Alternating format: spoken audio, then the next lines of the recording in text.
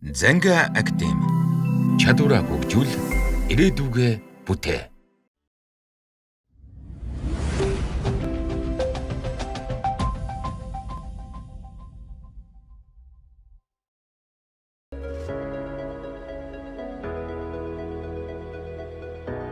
За сайн бацхан хүүхдүүдээ өнөөдөр органик химийн тооцоод бодлого гэсэн сэдвтэ хичээлээр Ешийн 2 дугаар даалгаврыг ажиллацгаая. За органик химийн тооцоод бодлого 2-2 гэж байна.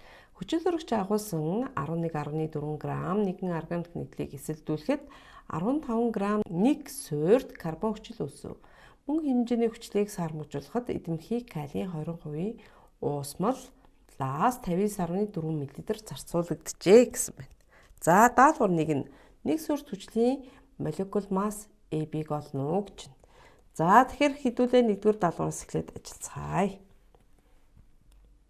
За хүчин зөрөгч агуулсан органик нийтлэхээр CHO гэсэн 11.4 г нэгдлийг эсэлдүүлэхэд гэж байна. За эсэлдэх хурлыг биднээс хэлбэрх ингэ бичдэг. За эсэлдүүлэхэд нэг суурьт карбон хүчил үүсгэн гэж байна.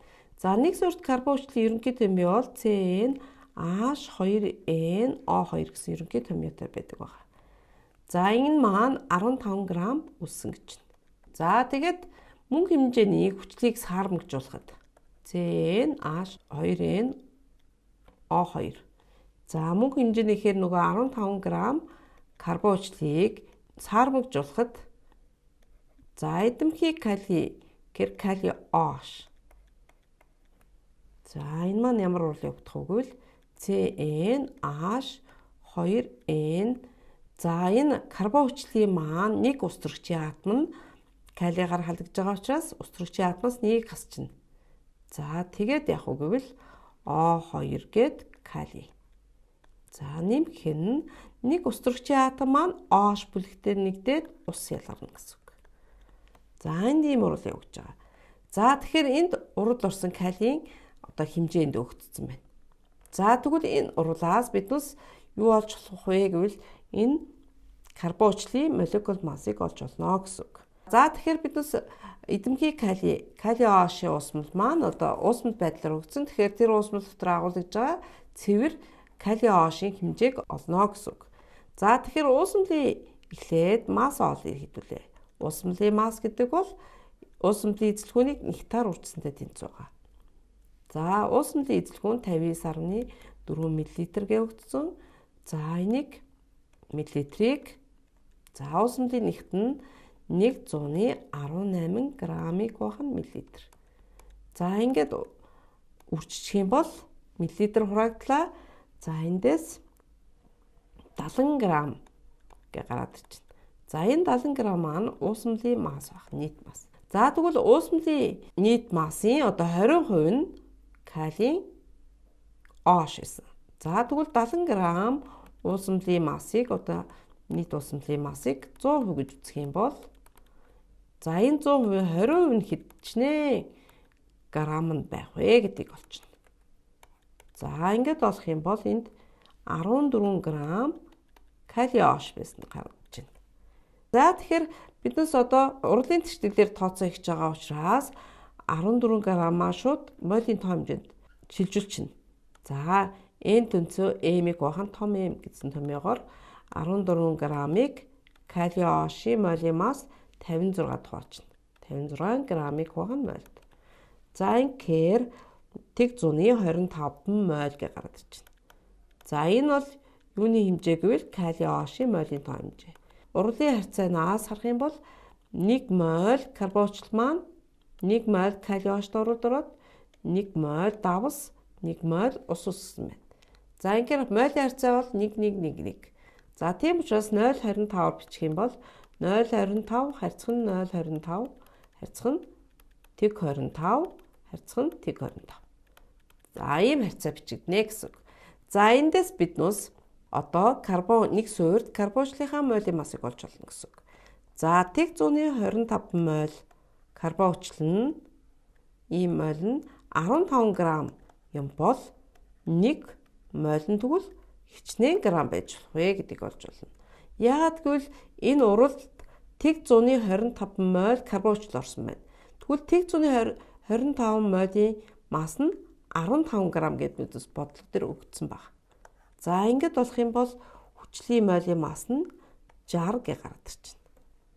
За 60 грамыг хуваах нь моль. За тэгэхээр энэ бодлого дээр AB гэдэг маань 60 байх нэ. За дараагийн даалгавар. Анхны нэгдлийн молекул массыг олно гэсэн байна. За биднес анхны нэгдэл маань CHO маань одоо эсэлдэх хуралд ороод CNH2NO2 үүсгэсэн байна. За тэгэхээр энд бас мөн л одоо яг эсэлдэх хуралд одоо C-ийн атомын тоо өөрчлөгддөггүй, нэгийг харьцах нь 1 гэсэн молийн харьцаагаар ядгүй. Энэ маань уралд ордог байгаа. Уралд 1 моль бодис орсон бол уралаас 1 моль карбон хүчил үүсдэг. За ийм харьцаагаар ордог байгаа. Ингээд бодох юм бол биднес 11.4 грамм нь мөн л яг тэг 125 моль байсан бол 1 моль нь хичнээн граммтай тэнцвэ гэд. За ингээд олчих юм бол одоо 45.6 буюу ойролцоогоор 46 грамм молийн мас нь гараад ирчихнэ. 46 граммыг хуваах нь моль гэд. За энэ маань одоо бидний анхны нэгдлийн одоо молекул масс болж өгнэ. За тэгэхээр CD гэдэг тоо маань 46 байх нэ. За 3 дугаар даалгавар. Анхны нэгдэл байх молекул дахь атомуудын молийн тоо харьцааг олно гэсэн байна. За тэгэхээр анхны нэгдэл маань ерөнхий томьёо маань одоо бас мэддэхгүй. Энэ маань одоо нэг хүчит өргөчийн атом агуулсан спирт байж болно, альдегид байж болно, кетон байж болно. За тэгэхээр биднес одоо ямар нэгдэл байсан бэ гэдгийг олох даалгавар 3 дугаарт өгсөн байна. За тэгхийн тулд одоо эхлээд биднес C-ийн тоогоо олчихъя. За C-ийн тоогоо биднес хаанаас хөөж олж болох вэ гэвэл эндээс хөөж олж болно. За тэгвэл карбон хүчил маань хэдэн C-тэй байсныг олъё. За тэгэх юм бол одоо энд 12N дээр нэмэх нь 2N нэмэх нь 32. Энэ маань одоо 60-та тэнцвэсэн гэсэн үг. Молийн мас. За тэгвэл эндээс N-ийн утга маань хэд гарч ирэх вэ гэвэл 2 гарч ирж байна. За тэгвэл карбон хүчил маань ямар карбон хүчил байсан бэ гэвэл C2H4O2 буюу цууны хүчил. За C2H4O2 гэсэн этаны хүчил гараад ирж байна. За этаны хүчил буюу энэ маань одоо цууны хүчил байсан байх нэ. За тэгвэл энэ цууны хүчил байсан бол одоо бидний энэ эхний анхны нэгдэл маань C2 гэсэн нүр төрчийн 2 атомыг агуулсан нэгдэл байна. За тэгвэл анхны нэгдлээ биднес нэг суурьт хансан спирт байсан гэж үзэх юм бол CnH2n дээр нэмэх нь 2O гэсэн. За энэ ерөнхий томьёонд захирагдах ёстой. За эндээс 12n дээр нэмэх нь 2n нэмэх нь 2 нэмэх нь 32.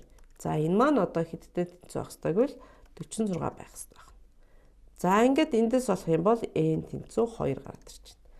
За тэгэхээр биднес анхны нэгдлийн маань томьёо маань одоо C2H6O буюу энэ маань одоо этанол гэдэг нэгдэл байсан байх нэ. Этанол.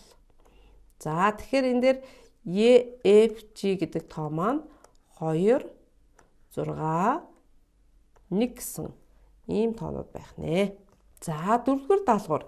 За энэхүү молекул томьёонд харгалзах боломжит байгуулалтын изомер хэд байх вэ гэж асуусан байна. За байгуулалтын изомер гэдэгт биднес 3 изомерыг авч үздэг байгаа. За байгуулалтын изомер гэдэгт нэгдүгээрт байрлалын изомер байрлал богсгал бүлгийн байрлалын изомер ордог байгаа. Хоёрт нь салбарлалтын изомер маань энд ордог байгаа. За 3 дугаарт нь функционал бүлгийн изомер маань одоо энд ордог байгаа. За энэ 3 изомерийн төрлийг биднес нийтд нь байгууллагын изомер гэж нэрлэдэг байгаа. За тэгэхээр биднес C2H6O гэдэг нэгдэл дээр одоо хэдэн изомер байх вэ гэдгийг олох нь.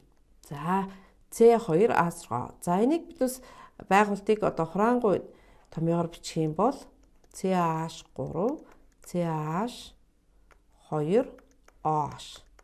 За ийм нэгдэл байна. За тэгэхээр эндээс харах юм бол энэ маань байрлалын изомер одоо гэдэг нь одоо оош гэсэн энэ пунктат бүлгийг одоо байрыг өөрчлөх юм бол байрлалын изомер үүсдэг байна. За гэтэл энэ дээр одоо байрлалын изомер үүсэх боломжгүй байна. За салбарлалтын изомер гэхээр одоо салбарлалтын изомер 4C-тэй нэгдэлтээр одоо үүсдэг байгаа. За тэгэхээр энэ дээр үүсэх бас мөн боломжгүй. За тэгвэл функционал бүлэг буюу одоо анги хоорондын изомер маань энэ дээр үүсэх боломжтой юу гэдэг. Тэгэхээр одоо боломжтой. Спирт маань одоо энгийн эфиртэй анги хоорондын буюу функционал бүлгийн изомер болж өгдөг. За энэ маань одоо энгийн эфирхээр CH2 OCH за CH3 OCH3. За өөрөөр хэлбэл энэ маань диметилийн эфир байна. За энэ диметилийн эфир маань одоо энэ C2H6 буюу одоо этаны спирттэй этанолтой анги хоорондын функционал бүлгийн изомер болох нэ. За тэгэхээр энд байгууллагын изомерийн тоо л одоо энэ нэгдүгээрх нь ах нь энэ 2 буюу одоо нийт байгууллагын изомерийн тоо H нь 2-той тэнцвэх байна. За өнөөдрийн хичээлүүгээр дуслаа. За та нар маань одоо дараах даалгаврыг гэртээ баттгаад ажиллаад ирээрэй. За баяртай.